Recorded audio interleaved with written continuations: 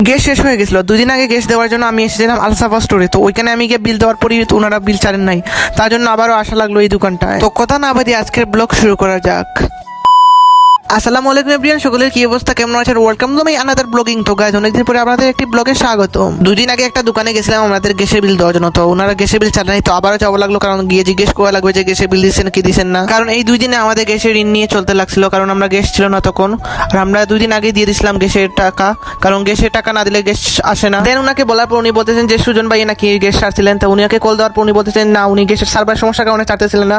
তো আবার উনি ছাড়ার জন্য ট্রাই করতেছেন, কারণ সাইবারে অনেক সমস্যা করে। তারপর একটা ফার্মেসিতে গেলাম, তো ওনাকে বললাম যে চৌকে অনেক চুলকাইতেছিল, তার জন্য একটা ড্রপ দেওয়ার জন্য। তো উনি ড্রপ দিলেন এবং একটা ট্যাবলেট দিয়ে দিলেন। গায়ে সবার কাছে দুঃখিত, কারণ আজকে মনে হইতেছে যে আমার গলার কোয়ালিটিটা তেমন ভালো হইতেছে না, আর ভয়েস কোয়ালিটিটাও তেমন ভালো না। সবার কাছে আপ্রান্ত দুঃখিত। আরেকটা জিনিস সবাই লক্ষ্য করছেন, সেটা হচ্ছে ভিডিও কোয়ালিটিতে তেমন জুইতেন না আর কি। তাও ভিডিও করতেছি, কারণ আপনাদের সাপোর্ট পেলে অন্য একটা আইফোন কিনতে পারবো। আর ভিডিও যদি ভালো লাগলে অবশ্যই চ্যানেলটিকে সাবস্ক্রাইব করবেন এবং ফলো দিবেন।